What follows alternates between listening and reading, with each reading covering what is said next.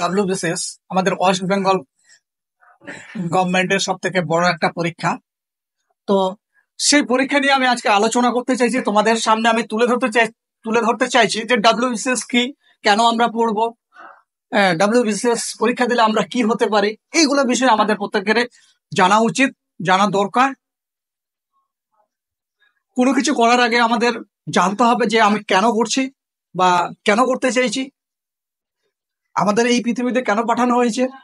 না আমি একটা নর্মাল সাধারণ মানুষের জীবনযাপন যেভাবে করে সেভাবে করে আমরা চলে যাব, না কিছু একটা করে যাব, এই চিন্তা ভাবনাটা আমাদের আগে ভাবতে হবে। গভর্নমেন্টের সব থেকে উচ্চ পদস্থ কর্মচারীদের যে পরীক্ষাটা হয় সেই বিষয়বস্তু নিয়ে আমি আলোচনা করতে চাইছি তোমাদের সামনে। তো এই পরীক্ষা কে নিয়ে থাকেন, আমাদের এই পরীক্ষা কন্ডাক্ট করে থাকেন কে? পিএসসি অর্থাৎ পাবলিক সার্ভিস কমিশন। এই পরীক্ষা ডাব্লিউবিসিএস এর ফুল ফর্ম হলো West Bengal civil service commission বা সার্ভিস এক্সিকিউটিভ, ঠিক আছে?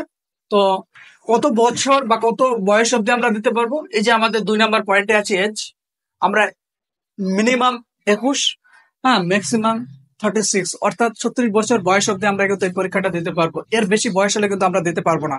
তো সেক্ষেত্রে আমাদের লক্ষ্য রাখতে হবে আমাদের বয়স যেন 36 এর কম হয়। এবার যাদের যাদের রিজার্ভেশন কোটা আছে, যারা এসটি এসসি ওবিসির মধ্যে পড়ছে, তাদের বয়সের ছাড় আছে, সেই অনুপাতে তোমরা দেখে নিবে ফর্ম ফিল আপের সময়, তোমরা একটা ছাড় পেয়ে যাবে। তো চলে যাই আমরা 3 নম্বর পয়েন্টে, এডুকেশন কোয়ালিফিকেশন। হ্যাঁ, এখানে একটা ভালো একটা জায়গা এই পরীক্ষার জন্য।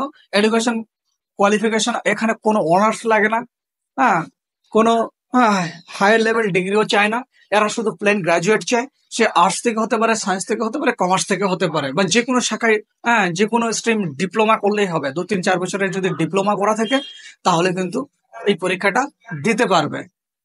তো এখানে যেমন স্কুল সার্ভিস কমিশন আমি দিয়েছি পয়েন্টটা। স্কুল সার্ভিস কমিশন আমাদের কি বলে?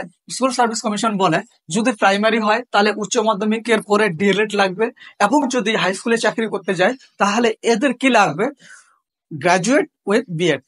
আর যদি গ্রাজুয়েটে 50% না থাকে তাহলে মাস্টার্স করতে হবে উইথ বিএড। তাহলে এই যে ক্রাইটেরিয়া, এই ক্রাইটেরিয়া স্কুল সার্ভিস কমিশন চায়, কিন্তু এই পরীক্ষায় কোন রকম ক্রাইটেরিয়া নেই। এরা চায় 5 নাম্বার থাকলে এরা বসতে পারবে, দিতে পারবে। এবার কোটা গ্রুপে পরীক্ষা হবে। এই পরীক্ষাটি আমাদের 4টা ধাপে বা 4টা গ্রুপে হয়। Group A, group B, group C, group D. তো গ্রুপ এ আর বি এর কথা বলি। গ্রুপ এ আর বি প্রিলিমিনারি দিতে হবে, মেইনস দিতে হবে, অপশনাল দিতে হবে, ইন্টারভিউ দিতে হবে। তো আমি একটা একটা করে বলি। গ্রুপ এ আর বি এর জন্য প্রিলিমিনারি 200 দিতে হবে। তুমি যদি প্রিলিমিনারি ক্র্যাক করো তাহলে তোমাকে উত্তীর্ণ হয়ে গেলে তুমি কিসের জন্য? মেন্সের জন্য। এবার মেন্স তোমাকে অবজেক্টিভ টাইপ দিতে হবে 800 মার্কের টোটাল। সেখানে আছে paper Indian geography, Indian history, Indian economics, Indian politic, general science, computer, math, reasoning. এই যে বিভিন্ন ধরনের সাবজেক্ট, এতগুলো সাবজেক্ট আমাদের ঢুকানো হয়েছে এখানে, এগুলোকে সবগুলো আমাদের পরীক্ষা দিতে হবে। টোটাল 800-এর মধ্যে অবজেক্টিভ হবে। তোমরা যদি মেন্স ক্লিয়ার করে যাও তারপরে তোমাদের কি করতে হবে? তোমাদের 400 হবে। তো 400 অপশনাল, তোমাদের যে কোনো সাবজেক্ট তোমরা বেছে নিতে পারো, হয় তোমাদের হিস্ট্রি নিতে পারো অপশনাল। তো অপশনালের উপরে আমি আরেকটা ক্লাস একদিন দিয়ে দেবো। তো তবুও একটু হালকা বলে দিই, অপশনাল তুমি জিওগ্রাফি নিতে পারো, অপশনাল তুমি হিস্ট্রি নিতে পারো।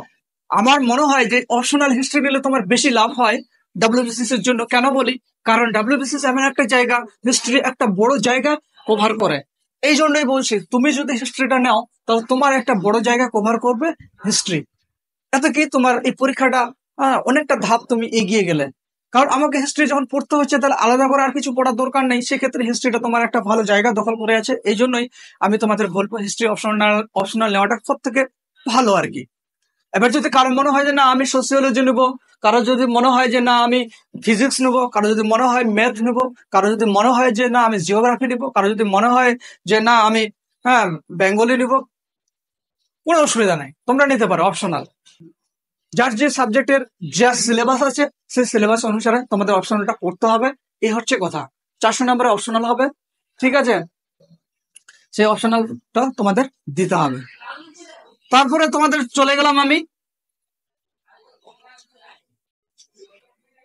ইন্টারভিউয়ে। আমাদের এই যে 800 নাম্বার পাস করা হলো, অপশনাল দেওয়া হলো, এই ইন্টারভিউ গিয়ে আমরা গ্রুপ এবং এর জন্য যেটা আমরা দেখতে পাচ্ছি সেটা হচ্ছে কি যে গ্রুপ এ এবং বি এর জন্য 200 মার্কের পরীক্ষা হবে। কত মার্কের? 200 মার্কের পরীক্ষা হবে। এই 200 তোমাকে ইন্টারভিউ এ এবং বি এর জন্য এই 200 নাম্বারের পরীক্ষা হবে।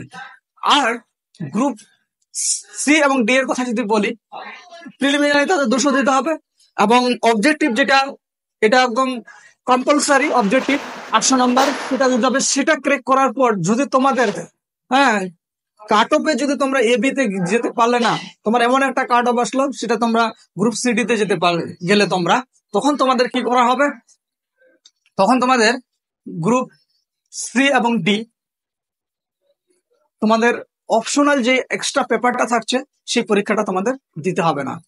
তাহলে তোমাদের ওখানে 400 নাম্বার বাদ হয়ে গেল।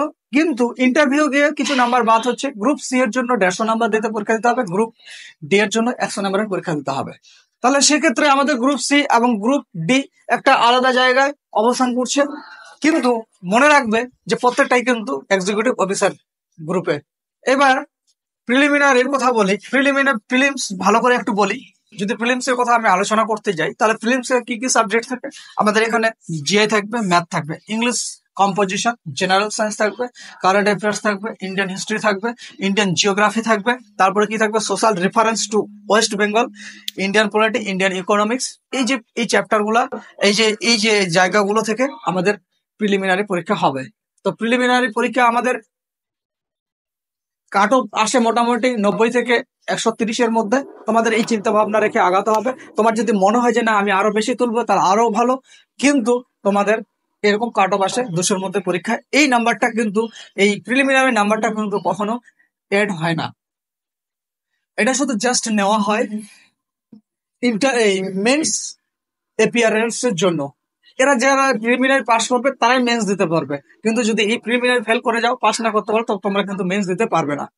সেক্ষেত্রে তোমাদের মনে রাখতে হবে যে এই নাম্বারটা এড না হলো কিন্তু গুরুত্ব সহকারে আমাদের পরীক্ষাটা দিতে হবে। তা এই ছিল আমাদের আজকের এই ক্লাস। তোমাদের যদি ক্লাসটা ভালো লাগে, অবশ্যই আমি চাকরি সংক্রান্ত আরো ভিডিও আমি তোমাদের দেব। হ্যাঁ, তোমার যদি মনে হয় যে না অনলাইন ইংলিশে ক্লাস করাতে হবে, অবশ্যই আমি ক্লাসে করাতে রাজি আছি। হ্যাঁ, করাতে চাইছি। তোমাদের যদি ভালো লাগে অবশ্যই তোমরা আমাদের ডেসক্রিপশন বক্সে গিয়ে তোমরা সাবস্ক্রাইব করে দিবে এবং পাশে থাকবে।